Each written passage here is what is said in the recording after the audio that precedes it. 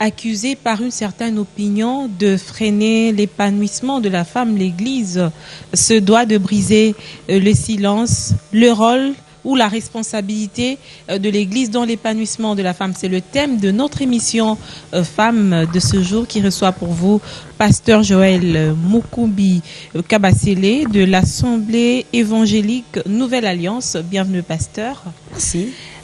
Tout de suite, on va se jeter à l'eau. Je disais que l'Église est accusée par une certaine opinion d'effréner l'épanouissement de la femme. Certainement, c'est parti d'un constat, mais vous avez, je crois qu'un argumentaire assez opposé à celui-là. C'est lequel?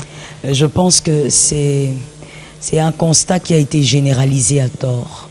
C'est peut-être possible qu'il y a eu certains abus, mais je pense que dans notre pays, précisément, en RDC, je pense pas qu'on peut accuser l'Église d'avoir freiné l'épanouissement de la femme. L'Église en a fait beaucoup pour l'épanouissement de la femme. Je pense plutôt qu'il y a d'autres facteurs dont il faut tenir compte. Il n'y a pas que l'Église. Je pense que c'est vraiment accuser l'Église à tort. On va développer ce thème au cours de l'émission, mais vous êtes quand même d'accord qu'il y a plus de femmes que d'hommes à l'Église. Pourquoi? Oui, ça c'est une vérité, c'est un constat, c'est un fait. Je pense qu'il y a plus de femmes. Bon, il peut avoir plusieurs raisons, il y a plusieurs causes, mais j'aimerais ici quand même relever un élément qui n'est pas le moindre. Et là, je parlerai de la sensibilité spirituelle de la femme. C'est-à-dire? C'est-à-dire que la femme a une sensibilité assez pointue par rapport à l'homme, une sensibilité spirituelle. Il y a par exemple un adage, je pense qu'il est congolais, je ne sais pas, que je n'aime pas d'ailleurs beaucoup, mais je vais quand même le citer pour une bonne raison. Un adage qui dit « la sorcière pardonne difficilement par rapport au sorcier ». En fait, moi, ce que je relève dans cet adage, c'est que la femme, lorsqu'elle entre dans tout ce qui est spirituel, elle se donne à fond. Elle y va avec son corps, avec son âme et son esprit. Est-ce un atout ou une faiblesse? Non, ce n'est pas une faiblesse. Ce n'est pas une faiblesse parce que ça peut aussi donner des très bons résultats. Et ça peut aussi donner des mauvais résultats. Bien sûr, comme dans toute chose. Comme dans toute chose, il y a des bons résultats et de mauvais. Mais je pense que c'est un atout parce que si elle tombe entre des bonnes mains, dans une très bonne église, je pense que ça sera magnifique. Et cela, ce n'est pas seulement le cas de l'église. Nous voyons aussi cela dans d'autres mouvements spirituels. Nous voyons qu'il y a plus de femmes que d'hommes. Et quand la femme s'engage avec conscience, je vous assure, c'est quelque chose de très bien. C'est vrai aussi que sur le plan de la densité de la population, la femme est majoritairement représentée. Ça peut c'est justifié. Exact. Mais je reviens encore à cette question de sensibilité spirituelle parce que ça pose beaucoup de problèmes. L'on lie finalement la sensibilité de la femme à une certaine faiblesse. Vous avez dit que c'est un atout, oui. Dans la mesure où elle devient naïve, elle accepte tout. Aveuglement, sans trop de discernement, elle est partie. On lui dit de donner les biens de sa maison, elle y va. On lui dit de faire 3 jours à l'église sans s'occuper de sa famille. C'est finalement un désordre. Oui, je suis d'accord avec vous. Le désordre peut toutefois s'établir lorsque l'enseignement n'est pas bien donné, lorsque c'est une mauvaise connaissance qui est installée. Mais je continue à croire que c'est un atout, cette spiritualité, parce que cette spiritualité peut amener aussi beaucoup. Nous comptons le nombre des femmes qui ont été manipulées à cause de leur sensibilité, mais nous ne comptons pas le nombre des femmes qui ont béni leur foyer, béni leur église, leur famille, et pourquoi même pas le pays, qui ont béni aussi la nation à cause de cette sensibilité. Donc je pense que dans toute chose, lorsqu'il y a une mauvaise connaissance, une mauvaise interprétation des choses, il y a de la manipulation. Mais quel est le vrai problème de la femme engagée dans l'Église? Il serait très difficile pour nous de généraliser le vrai problème de toutes les femmes qui s'engagent à l'Église. Parce qu'il faut dire que chacune d'entre elles a ses propres besoins, ses propres soucis. Ce qui est vrai, c'est que chacune est à la quête de quelque chose. Mais il est difficile pour nous, il serait vraiment assez compliqué de généraliser les besoins. Nous dirons que c'est à voir selon les cas. Tout dépend. J'aimerais savoir quand est-ce que l'Église constitue un frein à l'épanouissement de la femme? Vous avez tout à l'heure parlé de la qualité de l'enseignement. Oui. C'est un point Oui. que vous pouvez aussi compléter par d'autres. Exactement. J'aimerais d'abord dire quelque chose, Madame Feza. L'Église est une bénédiction pour la nation. L'Église est une bénédiction pour la société. L'Église locale, elle existe pour l'éducation, l'orientation, le conseil et évidemment pour conduire le peuple vers l'éternité. Je pense que l'Église est une bénédiction. Mais l'Église locale peut aussi être un frein. Ça, c'est vrai. Et comme je l'ai dit tantôt, tout dépend de la qualité de l'enseignement. Parce que n'oubliez pas que l'Église locale est assise sur l'enseignement. Même l'Évangile du Christ est assise sur l'enseignement des apôtres. Donc, l'Église locale se doit de donner une très bonne qualité d'enseignement, sinon c'est l'égarement. Donc tout dépend de l'enseignement que la femme reçoit. Et c'est un grand danger. Mais vous êtes quand même d'accord avec nous que la manière dont nous prions ici et les pays développés, c'est très différent. On a l'impression que les gens ne viennent pas à l'église assoiffés de la présence des dieux, mais ils viennent d'abord parce qu'ils ont des problèmes. Oui, Madame Feza, je comprends. Et je connais ces faits-là. Mais il y a quelque chose que j'aimerais dire. Nous n'allons pas quand même trop condamner cette population parce que c'est une population qui vit aussi dans une souffrance remarquable. Elle a besoin de s'appuyer sur quelque chose ou sur une force qui pourra l'aider à avancer, à croire au lendemain. Et c'est l'Église. C'est l'Église. Et ce qui se passe, c'est que nous acceptons cette population de cette manière. Mais arriver à l'Église, c'est maintenant au berger, c'est maintenant au pasteur de comprendre, de ne pas utiliser cette faiblesse qui était la pauvreté pour manipuler le peuple, mais d'utiliser cette faiblesse comme un appât pour qu'ils arrivent à l'Église et donner l'enseignement qui se doit d'être donné dans l'Église. Et comment, selon vous, l'Église doit accompagner la femme dans son élan de développement? Quels sont les atouts que l'Église peut utiliser pour aider la femme à s'épanouir? D'abord, l'Église doit recadrer quelque chose dans la connaissance de la femme, surtout au Congo. L'Église doit faire comprendre à la femme qu'elle est importante. L'Église doit faire comprendre à la femme qu'elle est capable de s'épanouir dans n'importe quel domaine de la vie, qu'elle n'est pas obligée d'avoir une béquille toute sa vie pour survivre. Donc, tout passe par l'enseignement. Moi, j'insisterai sur l'enseignement parce que tout passe par là. Mais on a l'impression aussi que l'enseignement détruit en même temps. Je prends un exemple assez banal. Les pesanteurs sociales ne permettent pas à la femme d'être assez libre dans certains domaines. Et quand elle va à l'église, ça rattrape toujours. On dit que la femme ne doit pas parler, la femme doit s'y taire selon une certaine évangile. Est-ce que cette manière de voir les choses pourrait faire avancer la femme? Tout dépend. Tout dépend de ce que ces églises expliquent en disant à la femme que la femme doit se taire, que la femme ne doit pas parler. Vous savez, moi je pense, c'est pourquoi tout à l'heure, Madame Feza, je vous ai dit que c'était quand même à tort d'accuser l'Église d'être responsable du blocage de l'épanouissement de la femme. Parce que moi personnellement, j'ai vécu cela. C'est-à-dire, vous communiquez, vous enseignez à la femme, vous transmettez une certaine connaissance selon les valeurs bibliques, mais le frein où l'obstacle se retrouve dans sa propre famille. Et c'est un obstacle culturel. On affronte ça tous les jours, Madame Feza.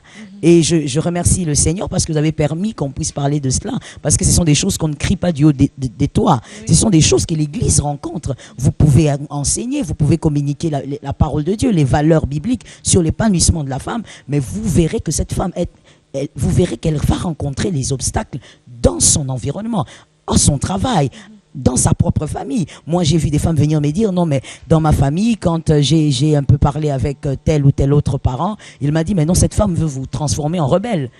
Et on comprend que ce sont des valeurs culturelles.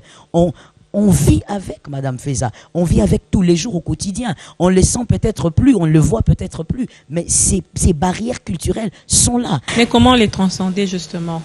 il faudrait pas s'arrêter. Il faudrait y croire. Il faudrait continuer à enseigner, continuer à transmettre les vraies valeurs de l'épanouissement. Il faudrait pas se fatiguer. Moi, comme je vous le dis, je l'ai vécu plusieurs fois, mais ça ne m'a pas arrêté, ça ne m'arrête pas.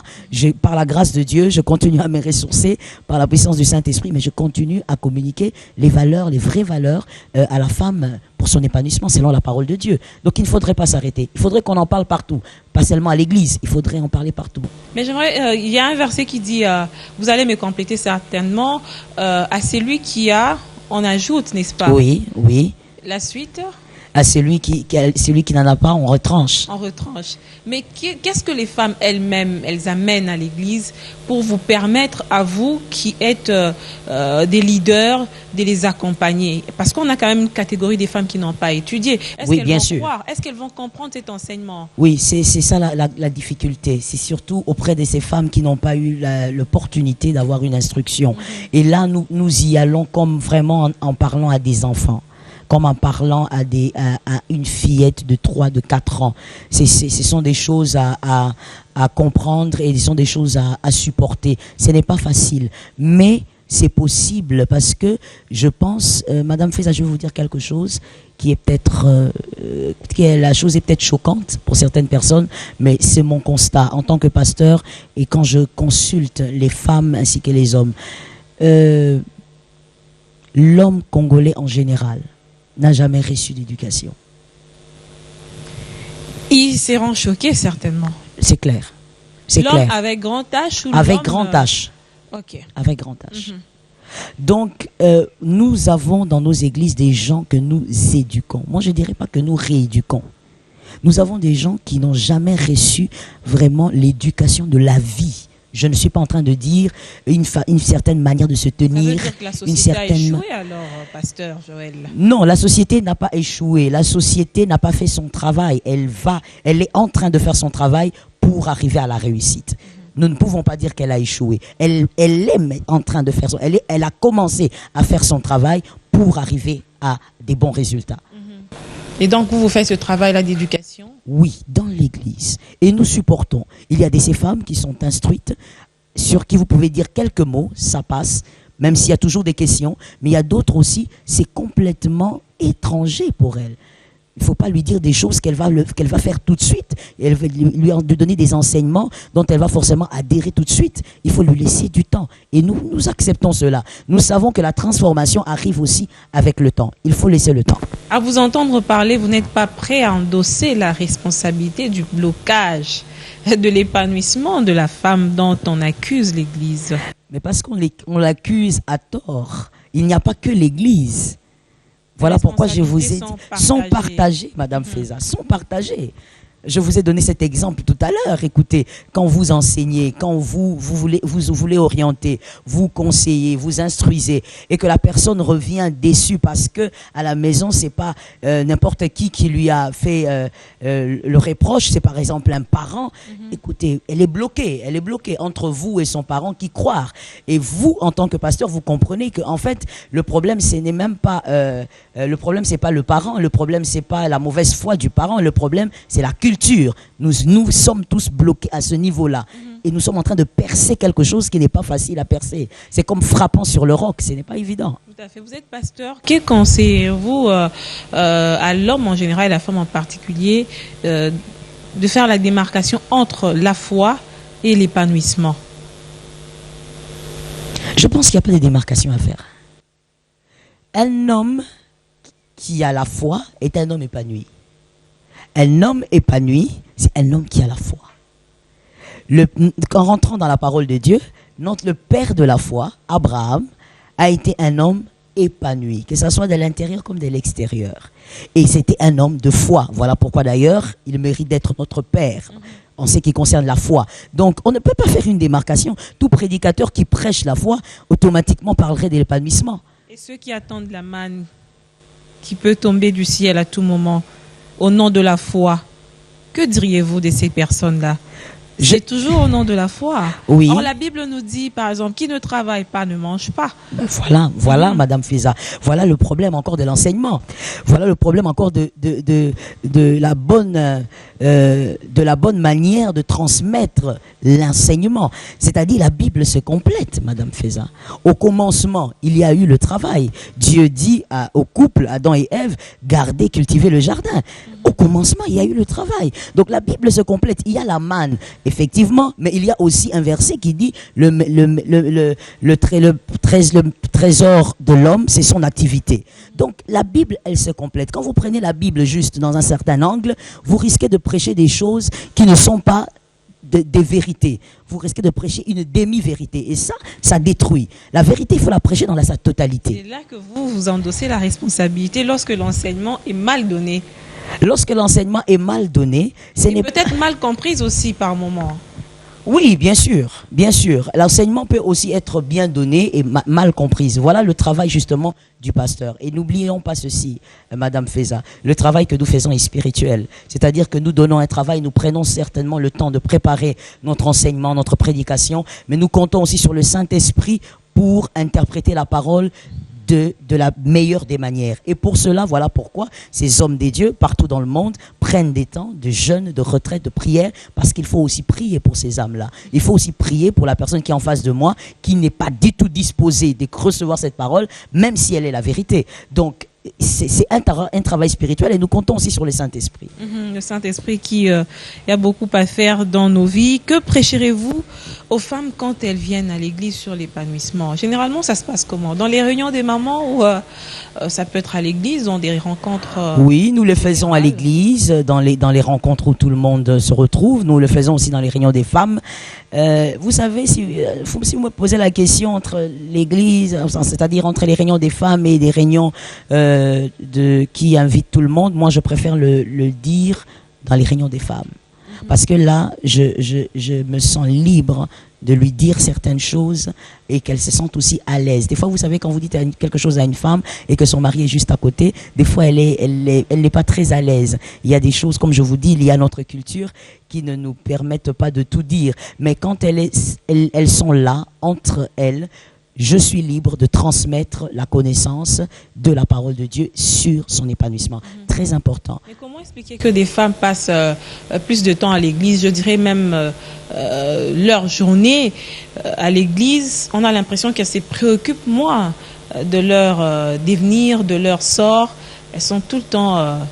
C'est un grand problème. C'est un grand problème, Madame Feza. Pour avoir le Grand Congo, nous n'aurons pas le Grand Congo avec des gens qui passent toute leur vie ou tout leur temps à l'église. Chaque chose en son temps, dit la parole de Dieu. Il y a un temps pour être à l'église, il y a un temps pour être en famille, il y a un temps pour être au champ. Chaque chose a son temps. Donc quand il y a un désordre dans votre conception de la vie, je pense que c'est au pasteur, à vos responsables, d'y mettre de l'ordre. Il doit y avoir de l'ordre dans votre conception de la vie. Et on ne peut pas passer tout son temps à l'église et croire qu'avec ces hommes-là, on aura un grand Congo. C'est trop difficile. L'homme doit se préoccuper, il doit prendre un temps où il se préoccupe de son devenir. C'est très important. C'est pourquoi par moment il n'y a pas de changement. Il y a des gens avec toute banalité comme ça, ils peuvent vous dire que vous allez tout le temps à l'église, mais c'est quoi votre comportement? Un comportement qui laisse à désirer au sein de la société, surtout des femmes notamment. Oui, c'est vrai. Mais Madame Feza, tu reviens à ce que je disais tout à l'heure. La femme congolaise, l'homme congolais est à éduquer. Il est à éduquer. C'est-à-dire que même quand elle va à l'église, pour elle, c'est un lieu où peut-être qu'elle se sent bien, peut-être que c'est pour fuir le bruit qu'il y a à la maison, surtout pour la jeune fille, c'est pour éviter que maman répète tout le temps qu'elle est âgée et qu'elle se marie pas. Donc elle va à l'église, elle est avec les copines. C'est un peu comme un petit club, mais le caractère ne change pas. C'est-à-dire qu'elle est à éduquer. Il faut lui dire qu'à l'église, c'est pas le lieu où tu viens pour fuir les problèmes extérieurs. L'église, c'est un lieu de transformation, c'est un lieu de victoire, de vie, c'est un lieu de partage, c'est un lieu où tu reçois la vie de Dieu pour changer, transformer ta vie. Docteur, pasteur plutôt, quel est le profil de cette femme épanouie d'une manière générale dans la société, mais une femme épanouie chrétienne aussi, c'est important, puisqu'on parle de cet aspect de la responsabilité de l'Église. Bien sûr. Moi, Madame Feza, je pense qu'une femme peut très bien s'épanouir seulement en Christ. Parce que qui êtes chrétienne, pour moi qui suis chrétienne, RDC est un pays laïque, donc les autres ont leur point de vue. Exactement. Et qu'on me permette de donner mon point de vue. Okay. Donc, je pense que c'est en Christ que le véritable épanouissement se manifeste. Je rentre dans la parole de Dieu où Jean parle à un ancien qui s'appelait Gaius, qui était l'un de ses fils spirituels. Il lui dit, je souhaite que tu prospères et que tu sois en bonne santé, que tu prospères à tous égards. Il commence par là, à tous égards. Mais comme prospère l'état de ton âme. C'est-à-dire, la prospérité doit commencer à l'intérieur et elle va s'extérioriser. C'est-à-dire, l'épanouissement aussi doit commencer à l'intérieur. L'épanouissement qui n'est pas de l'intérieur, qui est simplement externe, ce n'est pas de l'épanouissement. C'est juste un semblant, c'est quelque chose de façade. Ce n'est pas la vérité. Vous voyez, ça peut être vu. n'est pas forcément lié à une richesse quelconque. Non, pas forcément. Pas forcément. Elle doit d'abord commencer par l'âme. C'est lorsque vous venez à l'église, c'est ça qu'on doit vous enseigner, même dans l'église. On doit vous enseigner que c'est Christ qui transforme votre intérieur et ça va influencer votre extérieur. On ne vient pas à l'église pour être épanoui d'abord matériellement. Moi, j'ai déjà reçu plusieurs femmes qui sont épanouies matériellement, mais très, très tristes de l'intérieur. Elles donneraient tout pour changer de vie. Mais quand les autres regardent, elles envient, surtout les femmes. Elles se disent, non, mais celle-là, regarde son âge, elle a ceci, elle a cela, elle fait des voyages. Mais elle-même sait qu'elle n'est pas en train de vivre. Donc, l'épanouissement doit commencer de l'intérieur. Et ça, c'est l'Église qui donne. Le monde, avec toute sa gloire, ne peut pas donner ça.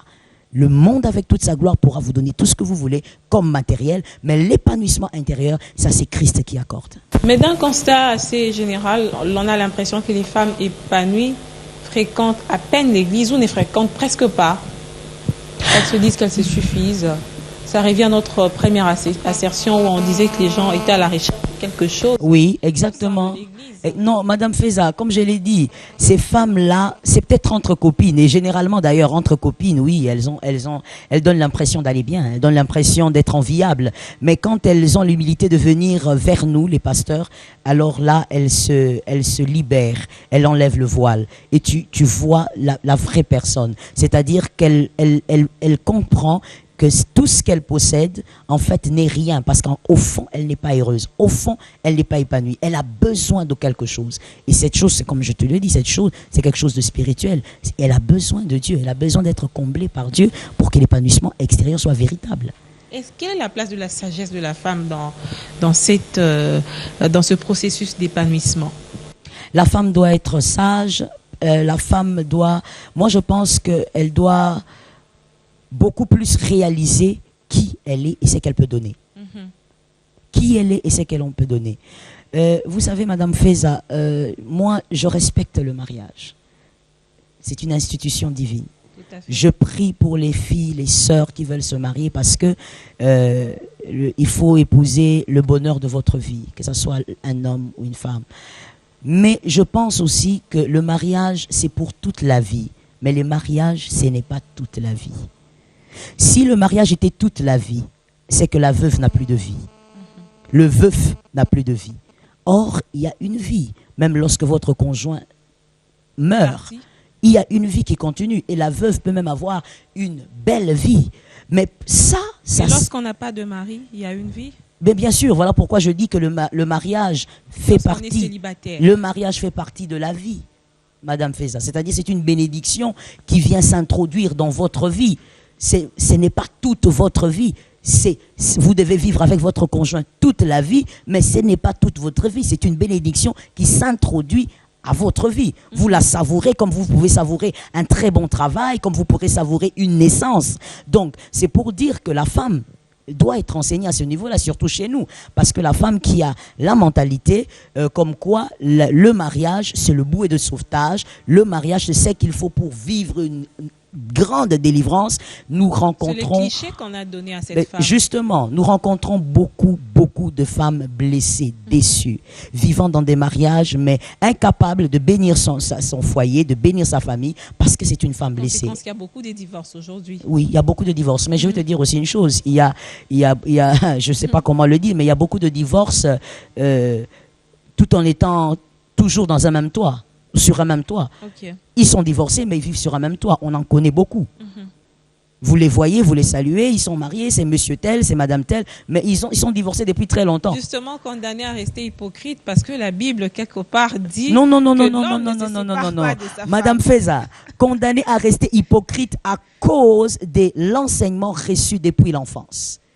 À cause de l'enseignement reçu depuis l'enfance. Depuis l'enfance, on a dit à la petite fille, tu vas étudier, pour ceux qui ont été d'ailleurs gentils, tu vas étudier, mais tu sais, toi, c'est le mariage. D'ailleurs, voilà pourquoi tu dois passer 2 heures à lire, mais tu dois faire 5 heures à apprendre comment faire la lessive, à faire une grosse boule. C'est le problème, c'est l'enseignement qu'elle a reçu depuis le bas âge. Non, Madame Feza, c'est une culture, mais ce n'est pas une valeur. Je refuse de croire que c'est une valeur. Ce n'est pas une valeur de faire croire à la femme que toute ta vie, c'est de préparer, de faire la lessive. C'est une très bonne chose, hein. C'est une très bonne chose, mais je pense que ce n'est pas tout ce qu'elle a à faire. Une femme qui est capable d'amener aussi son apport dans ce mariage, un homme qui achète une télévision le matin et une femme qui peut amener une radio le soir, je crois que c'est une bénédiction. C'est un foyer équilibré. C'est un foyer équilibré. Et moi, je considère que le mariage est comme un jardin. L'un sème, l'autre doit arroser. Mais si la femme n'est là que pour contempler l'homme s'aimer, je crois que même cet homme, même s'il vous aime beaucoup, il va s'essouffler. Mais si et seulement l'on comprend bien que le mariage c'est un bonheur, quand il y a blocage par exemple, plusieurs femmes ou plusieurs foyers se retrouvent dans cette situation. Qu'est-ce que vous conseillez à ces femmes-là particulièrement puisqu'il s'agit de la femme, parce que ça devient un frein à son épanouissement au lieu que le mariage soit un bonheur pour elle? Quand il y a un blocage, dans quel domaine? Dans les finances par exemple? On va dans le domaine le plus simple d'abord, la compréhension entre hommes et femmes, par exemple. Dans la mesure où vous ne comprenez pas, vous n'avez pas le même entendement sur certains sujets, ça devient plus grave qu'un blocage financier. Exactement, ça devient plus grave. Voilà pourquoi dans le mariage, on n'y entre pas seul. Madame Feza, moi, ça m'a toujours surprise de voir les hommes comme les femmes vouloir traverser une rivière avec assurance et pourtant, il n'a jamais traversé cette rivière. Il a une très grande assurance. Il va choisir une femme, elle va choisir un homme et elle ne veut écouter personne. Et pourtant, elle n'a jamais été mariée. Moi, je pense que c'est pas une aventure. C'est quelque chose, on y va en étant conscient. Et il faut se faire aider. Il faut se faire aider par des personnes qui ont déjà été mariées. Par exemple, vous parlez de l'incompréhension. Mais ce sont des choses qu'on règle avant le mariage, Madame Feza. C'est vrai que dans le mariage, il y aura toujours un petit temps que moi j'appelle un temps d'ajustement. Ça peut prendre 3 ans, ça peut prendre 5 ans pour certains, tout dépend. On s'ajuste un peu parce que chacun a son éducation, chacun vient de son côté. Mais il y a des grandes lignes qu'on règle avant le mariage. Et généralement, les fiancés, qu'est-ce qu'ils font? Ils ferment les yeux au nom de l'amour. Or, c'est la mort. C'est la mort, vous avez dit, ça me rappelle l'un de vos enseignements, comment choisir son conjoint. C'est quand même un enseignement sur lequel vous vous focalisez de plus en plus dans l'Église. Vous donnez quand même quelques critères à ceux-là qui veulent s'engager en vue d'éviter le pire dans le mariage. Ça, c'était l'aspect mariage. Je veux quand même revenir sur ce profil de la femme dans l'Église. Aujourd'hui, il y a des phénomènes comme ça qui prennent de l'ampleur. La femme, c'est vrai qu'elle veut être épanouie, mais on pense que la vitesse avec laquelle elle y va, il y a une perte de vitesse finalement et on est perdu. Les phénomènes des bicoudis, les phénomènes où les femmes exagèrent un peu dans la manière de servir, les phénomènes où ce n'est plus l'évangile, c'est une sorte d'hérésie. On ne juge pas, Dieu ne le permet pas, mais comment recadrer les choses? Est-ce que c'est les temps de la fin finalement? Oui, aussi, hein. Vous savez aussi, c'est aussi le temps de la fin, c'est quelque chose de normal. Lorsque vous êtes un lecteur de la parole de Dieu, vous comprenez que certains événements annoncent déjà la fin, annoncent l'enlèvement, annoncent la venue du Christ. Donc, vous n'allez pas en faire, vous n'allez pas trop en faire un tas. C'est vrai qu'on ne va pas laisser le peuple dans la perdition, on va enseigner la vérité, mais en même temps, tout en sachant qu'on ne peut pas abolir le faux, on ne peut pas abolir l'hérésie, parce que c'est le temps. Le temps est accompli, ça doit se manifester ainsi. Et comment se prévenir? La parole de Dieu. Le peuple de Dieu aujourd'hui, Madame Feza, ne doit pas seulement être un peuple qui reçoit une parole sans la vérifier, sans la lire. Nous avons aujourd'hui, malheureusement, un peuple qui entend sans lire. sans vérifier. Ils viennent à l'église, ils peuvent venir même à l'église tous les jours, Madame Feza, du lundi au dimanche. Mais vous poserez la question à la même personne. Exact. À la même personne. As-tu lu la Bible à la maison? Combien de versets tu as lu personnellement? Aucun verset. Donc, en fait, tout ce que je reçois, c'est ce qui vient de mon pasteur. C'est une bonne chose, mais les étudiants de Béret, vérifiez dans la parole de Dieu. C'est un peu fait ce que je dis et non ce que je fais. C'est une expression courante en milieu religieux, n'est-ce pas? Oui, il paraîtrait qu'elle est courante parce que dans le milieu ecclésiastique où par exemple moi j'ai reçu le Seigneur, elle n'était pas courante du tout. Et là où je œuvre par la grâce de Dieu, elle n'est pas courante cette expression. Qu'est-ce que nous disons? Nous à l'Assemblée évangélique Nouvelle Alliance, nous disons comme Paul, soyez mes imitateurs comme je l'ai été du Christ. Si tu m'imites, tu tomberas sur Christ, c'est clair. Parce que moi, le modèle par excellence que j'imite, c'est Christ. Donc nous disons, faites ce que nous faisons et soyez édifiés par ce que nous disons. Tout à fait. On va un peu parler de vous. Est-ce que vous reconnaissez la grâce qu'il y a sur d'autres servants de Dieu? Bien sûr, bien sûr. Comme le Seigneur m'a fait grâce, le Seigneur peut faire grâce à Madame Feza, le Seigneur peut faire grâce à qui il veut. Bien sûr que je reconnais. Et vous encadrez aussi d'autres jeunes filles ou des sœurs qui sont appelées à servir Dieu? Beaucoup, plusieurs. Plusieurs, de l'Assemblée évangélique et aussi d'ailleurs. La plupart, elles viennent d'ailleurs, elles viennent chercher un encadrement et on le fait par la grâce de Dieu. C'est quoi votre secret de réussite en tant que maman pasteur? Oui. Sur quoi vous basez votre réussite? Premièrement, votre succès? Premièrement, je compte sur Dieu. Je compte mordicus sur Dieu. Je crois que c'est Dieu qui accorde la réussite. Deuxièmement, sur l'organisation. Généralement, mon emploi du temps est fixé comme une montre suisse. J'aimerais respecter l'emploi du temps comme il a été Ça, je programmé. peux aussi le témoigner. Hein? Ah, merci. Parce que sans ça, Madame Feza, je serais une femme pasteur, mais qui serait peut-être une mauvaise mère. Et vraiment, c'est la chose que je... Mauvaise mère, mauvaise épouse. Exactement, aussi, c'est la chose que je refuse. Vraiment, je refuse. Dieu m'a fait grâce, j'ai les enfants que j'ai. J'aimerais être un modèle pour eux. J'aimerais qu'ils servent Dieu parce qu'ils ont choisi Dieu, mais parce qu'ils me prennent aussi pour modèle. Ça serait quand même illogique que mes enfants refusent de servir Dieu parce que moi, j'ai été une mauvaise mère. J'ai été là que pour l'œuvre de Dieu. Je n'aimerais pas ça. Et en même temps, vous êtes maman pasteur, c'est vrai. Vous êtes épouse d'un pasteur aussi. Oui. Et vous-même pasteur. Comment vous faites pour concilier, pour arranger, pour finalement tout se mélange sans trop causer des dégâts? Exact. Ce n'est pas facile.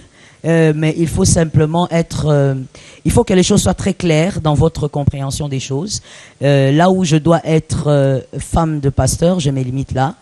Là où je dois exercer mon ministère, je l'exerce. Là où je dois être une mère, je suis une mère. C'est-à-dire que dans ma tête, ça doit être clair. Vous ne devez pas avoir de l'amalgame. Sinon, c'est un grand désordre que vous ne saurez plus maintenir. Donc, tout dépend de la bonne compréhension des choses. Quand on fait quelque chose, il faut avoir une très bonne compréhension de ce que vous faites. Ou alors, n'avancez pas. La femme est semblable à l'homme. On a l'impression qu'aujourd'hui, toutes les mamans pasteurs deviennent finalement des pasteurs. Oh, je dis ceci, si c'est la volonté de Dieu et c'est selon l'appel, je dis gloire à Dieu. C'est une bonne chose, la volonté de Dieu, et que nous puissions le servir en famille. Ouais, Madame Feza. D'ailleurs, je ne sais pas pourquoi au Congo ça pose problème. J'aimerais le dire, même si tu m'as pas posé la question. Tu m'as quand même ouvert une brèche. La volonté de Dieu est qu'on puisse le servir en famille. Josué a dit, servez qui vous voulez. Moi, je servirai Dieu pas avec mon serviteur, avec ma famille. Ça dépend des motivations. Si déjà il y a un appel, il n'y a pas de problème. Mais vous savez, Madame Feza, de vous à nous, on sait qu'il y a des gens qui les font pour des intérêts personnels. Mais vous savez quoi? Avec Dieu, c'est compliqué. Pourquoi? Parce que quand vous les faites pour les intérêts personnels, vous voulez enrôler votre femme dans une chose où elle n'est pas, où elle n'a pas été appelée. La vérité, c'est quoi? C'est que ça ne marchera pas. Et le problème, c'est quoi? C'est que moi, j'ai toujours dit, c'est quand même une honte. C'est que tout le monde verra que ça ne marche pas, qu'il y a du forcing. Là où il n'y a pas de forcing, madame, écoutez, ça arrête les contestations. Même celui qui ne voulait pas vous écouter, même en donnant le dos, il aura l'oreille quand même. Parce que vous avez été appelé. Le Seigneur atteste le ministère. Mais là où il y a le forcing, tout le monde va le constater. Et finalement, vous ne bénirez pas. Même vous, l'homme pasteur, que je respecte beaucoup, mais vous serez inefficace. Parce que vous êtes concentré à forcer votre femme à vivre une vie qui n'est pas la sienne. C'est une perte de temps finalement. Exactement, vous perdez votre temps. Faites le ministère comme le Seigneur vous l'a accordé. Et vous verrez, vous allez vous épanouir de manière fantastique. Est-ce que vous croyez à l'apport de la femme dans les développements de la RDC à long terme? Cette femme-là, elle sera vraiment J'y crois beaucoup, Madame sur qui on peut compter? J'y crois beaucoup. J'y crois beaucoup. Si vous posez aussi la question aux femmes qui viennent m'écouter, que ce soit à ma campagne, comme à la Cité Verte, aux réunions des femmes, elles le savent. J'y crois beaucoup. Je crois que c'était une fois à ton émission où j'ai dit, moi je rêve de la présidente du Congo. C'est possible. C'est possible, ça arrive d'ailleurs. Ça arrive. Voilà pourquoi quand j'enseigne à la femme, Madame Feza, je prends mon temps. Je prends mon temps, je me remplis de patience. Je sais que ça va payer. Et je sais que je ne suis pas la seule à le faire. Nous sommes nombreuses, nous sommes nombreux, parce qu'il faut dire, dans ce combat, il n'y a pas que de femmes qui se battent pour voir la femme s'épanouir au Congo, pour un changement dans ce pays. Il y a aussi des hommes, j'ai vu des hommes, si à télé, avec cœur et âme. Et nous sommes nombreux, nous allons y arriver. Ce leadership féminin devrait se reposer sur des modèles, des repères. Oui. Est-ce qu'on en a suffisamment? Je crois qu'on en a suffisamment, non. Le pays, le Congo est grand. On en a besoin, encore plus. On en demande encore plus. Voilà pourquoi nous formons. Dans tous les domaines, évidemment. Dans tous les domaines. Vous, en tant que femme pasteur, vous êtes déjà une femme leader. Oui. Et vous servez de repère pour beaucoup des femmes qui par la grâce suivent. de Dieu, oui. Et on voudrait aussi que dans d'autres secteurs comme ça, on ait un peu plus des repères, des modèles. Toujours plus, toujours plus. Mais l'on vous reproche aussi à vous, femmes, de ne pas vouloir parler, de ne pas trop transmettre ce que vous avez reçu comme grâce aux autres femmes. Oui. D'être renfermées. Oui, vous avez raison. Vous avez raison, parce que c'est aussi un constat amer. C'est un constat amer. Je vous donne un exemple. Je fais un séminaire. Dans mon séminaire, j'ai 7 orateurs, mais tous sont des hommes et je suis la seule femme. Est-ce que ça veut dire que je suis la seule femme capable de prêcher à Kinshasa, au Congo? Non. Non.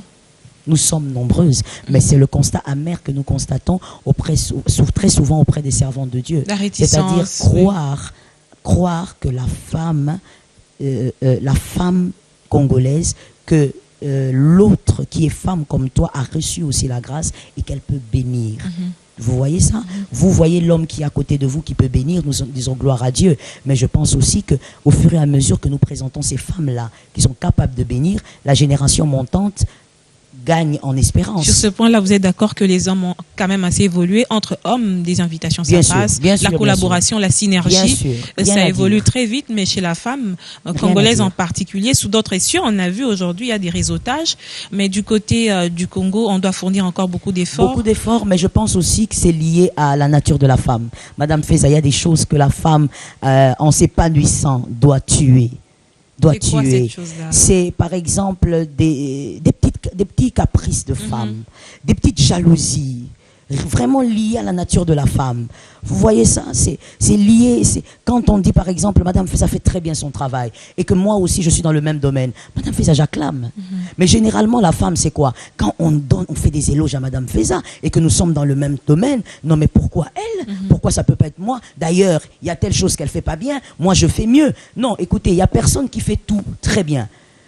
Ok? Certainement qu'il y a des choses que tu fais mieux que Madame Feza. Mais quand elle fait bien son travail, toi en tant que femme, acclame. Parce que c'est dans ton intérêt que les femmes montent et dans tous les domaines. J'allais dire sur ce plan-là, le Saint-Esprit a encore du travail à faire parce que oui, là par exemple, les fruits de l'esprit devraient, oui, voilà, de transformation. C'est un travail, c'est quelque chose qu'on doit vivre à cause de la proximité qu'on a avec le Saint-Esprit. Ça, c'est vraiment quelque chose que le Seigneur doit faire par sa grâce. Ça me rappelle des enseignements sur les brisements, mais bon, on a que 45 minutes, hein, l'émission est déjà à sa fin, mais vous devrez en 1 minute vous résumer épanouissement de la femme, responsabilité de l'Église. Moi, j'ai retenu d'abord, c'est la qualité de l'enseignement que les femmes reçoivent. Et pasteur, à vous de conclure l'émission. Je compte sur toutes les femmes qui m'ont suivi pour croire en elles. Croire en elles, croire qu'elles sont capables de réussir dans tous les domaines de la vie. Je compte sur ces femmes pour encourager les autres. Je compte sur la femme congolaise pour supporter sa sœur congolaise qui n'a pas eu l'instruction comme elle, mais pour l'aider à comprendre que ce grand Congo ne va pas se relever simplement avec les hommes. Ce grand Congo a besoin de la femme. Et comme je l'ai dit tantôt, je le répète, moi j'attends la première dame congolaise qui sera présidente. C'est possible avec beaucoup de courage et de volonté. Madame, Messieurs, c'est la fin de cette émission. Nous avons parlé de la responsabilité de l'Église dans l'épanouissement de la femme. C'est vrai que le sujet est très vaste, mais nous l'avons recadré dans un contexte précis par rapport à certaines réalités de la RDC. Merci de votre fidélité à ce magazine. Merci, pasteur, d'avoir répondu à notre émission et à très bientôt, chers téléspectateurs. Yes.